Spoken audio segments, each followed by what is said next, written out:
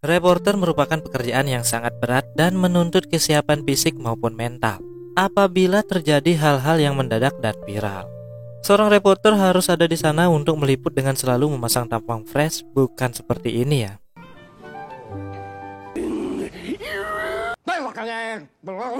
Reporter kocak yang satu ini memiliki ambisi untuk menjadi yang terbaik dari yang terbaik, dan dia selalu gagal.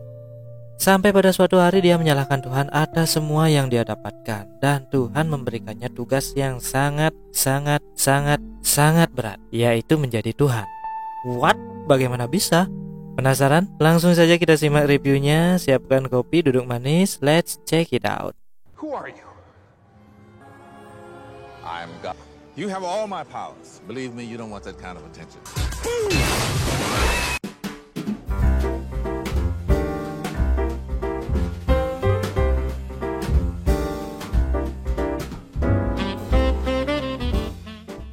Seorang reporter yang kocak dan penuh ambisi bernama Bruce Nolan sedang meliput sebuah berita pemecahan rekor cookies good time raksasa di kota yang bernama Buffalo.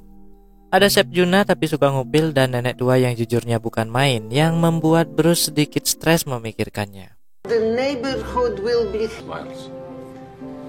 Dengan diameter 10,4 kaki, akhirnya rekor baru untuk good time terbesar di kota itu terpecahkan dan diikuti oleh kelakuan konyol si Bruce ini. Setelah liputannya selesai, ternyata itu merupakan sebuah rekaman off-air yang nantinya digunakan untuk menarik minat atasannya. Bruce yang tinggal bersama pacarnya yang cantik dan pintar yang bernama Grace. Grace selalu menyemangati Bruce, tetapi Bruce selalu bertingkah seperti anak kecil. Ini contohnya. Bruce juga memelihara anjing yang suka kencing di sofa yang diberi nama Sam, dan selalu seperti ini setiap pagi.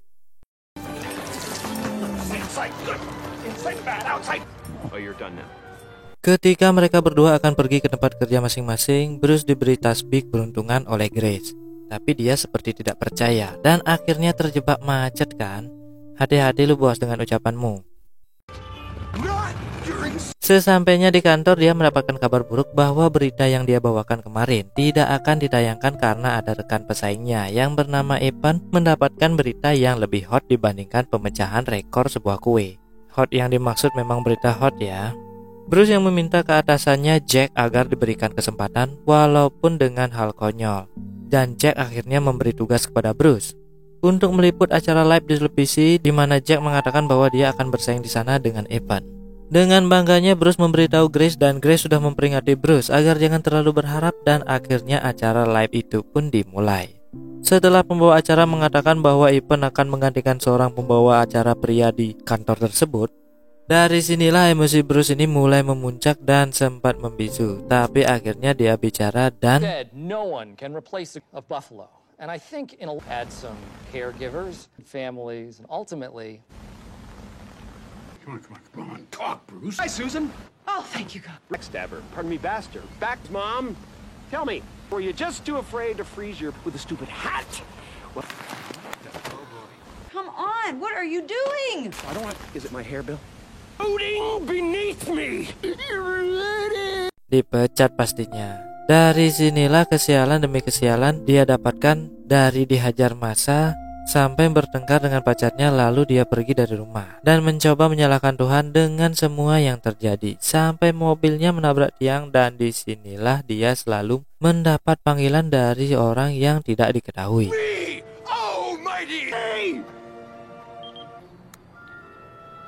Sampai besoknya dia melempar pesan itu dan mendapati benda itu masih hidup walaupun tidak tersambung dengan baterainya. Bruce yang menelpon nomor aneh itu dan sedikit kaget setelah si penelpon menyebut namanya. Tanpa basa-basi Bruce menuju ke tempat yang dimaksud, yaitu sebuah gedung yang dari luar kelihatan biasa-biasa saja, dan dia pun langsung masuk. Setelah masuk, celingak-celinguk lihat kanan kiri karena memang di gedung itu tidak ada siapa-siapa. Tetapi kebetulan sekali dia bertemu dengan seorang cleaning service dan bertanya di sana. Karena Bruce yang ketika masuk tadi menginjak kubangan air kotor, otomatis dia diminta ikut mengepel. Tapi Bruce tidak mau karena dia akan interview sebuah pekerjaan penting. Dia pun berjanji nanti setelah interview akan ikut membantu. I hold 7! Bruce yang naik ke lantai berikutnya dengan sedikit ngoceh karena dia kembali meremehkan seorang cleaning service sampai di lantai berikutnya.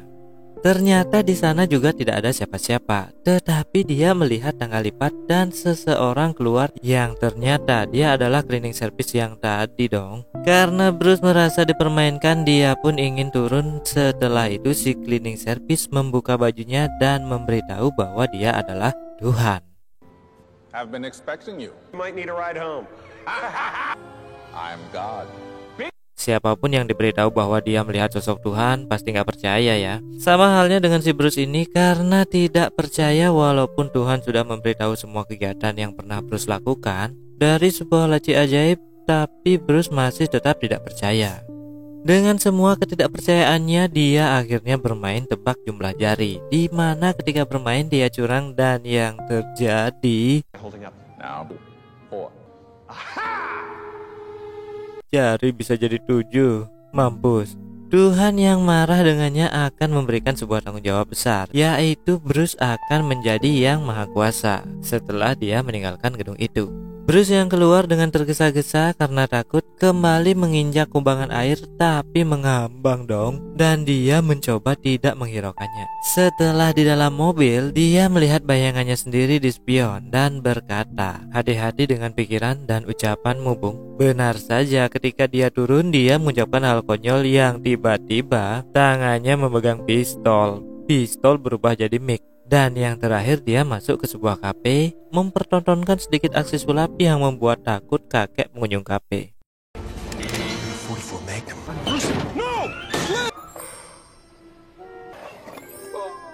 Setelah dia berhasil membelah sebuah sup tomat, dia pun bertemu kembali dengan Tuhan yang menjelaskan bahwa ada 2 hal yang harus dia taati untuk menjadi yang maha kuasa. Yang pertama, dia tidak boleh memberitahu kepada siapapun ya. Yang kedua adalah berhati-hati dengan kehendak sendiri. Dan akhirnya Tuhan pun pergi untuk berlibur. Tuhan berlibur, apa nggak hancur nih dunia?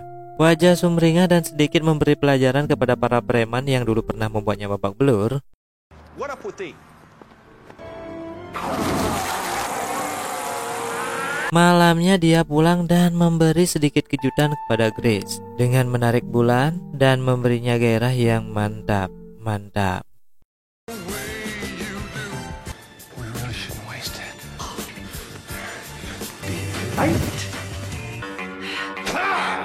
Paginya, Bruce yang mulai mendengar suara-suara aneh yang selalu berdengung di kepalanya. Grace yang sedang menonton berita, ternyata di Jepang telah terjadi tsunami pasang yang disebabkan oleh pergerakan bulan yang aneh. Apa karena Bruce kemarin ya? Ketika Bruce akan pergi untuk mendapatkan kembali pekerjaannya, melihat kendaraannya yang usang, namanya juga yang maha kuasa ya, apapun bisa terjadi. Sedikit sombong lagi. When I'm driving? Whoa. Nice. Bruce yang tiba di salah satu tempat pelatihan hewan kepolisian bertemu dengan teman yang selalu mengejeknya ketika di tempat kerja dulu. Dan tentunya dengan sedikit kekuatan yang dia miliki membuat kesempatan sendiri dengan menjadi reporter yang selalu mendapatkan berita lebih awal dari siapapun, yang akhirnya dia menjadi terkenal. Ya, sedikit main curang lah. Setelah Bruce kembali mendapatkan pekerjaannya, tanpa sengaja dia melintas di salah satu lorong di studio tersebut. Dan dia melihat rivalnya yang paling dia benci, yaitu Ivan yang akan membacakan sebuah berita. Lagi-lagi Bruce iseng mengerjai si Ivan ini. Jadi begini kan.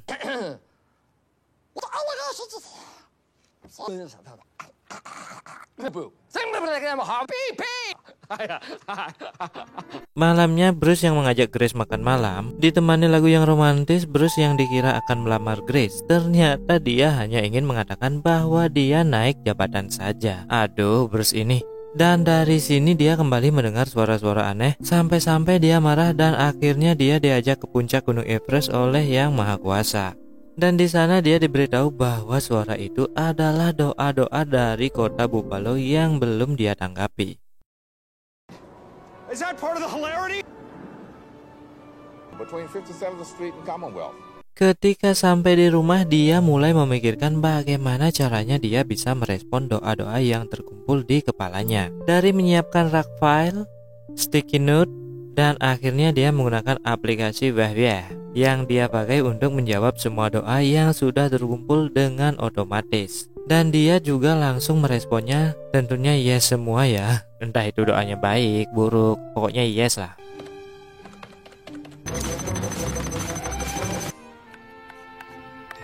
Malam itu juga Bruce yang merayakan pesta di sebuah rumah merasakan kehampaan karena ketidakhadiran Grace di sana. Grace yang masih ngambek karena kejadian kemarin diberi kode agar dia datang ke pesta itu dan akhirnya menuju ke sana.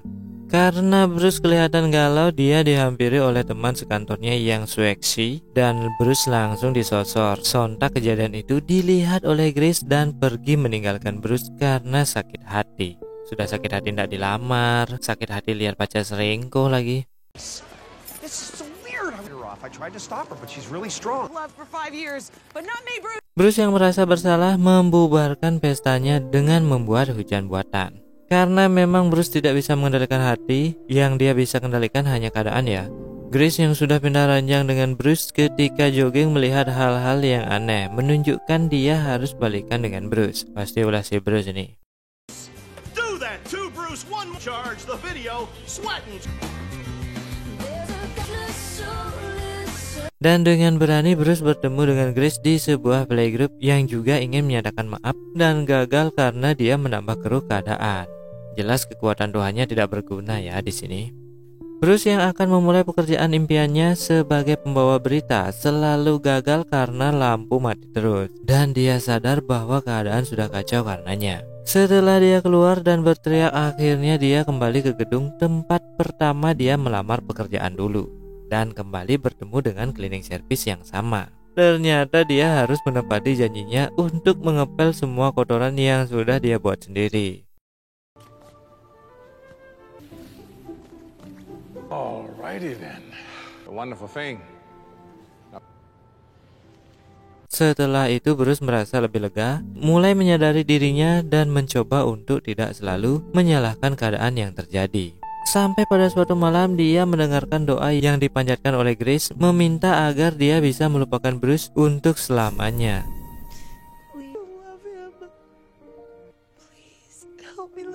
Sungguh permintaan yang sangat berat untuk Bruce dan akhirnya dia putus asa di bawah hujan deras ditambah lagi tertabrak oleh truk besar yang sedang melintas.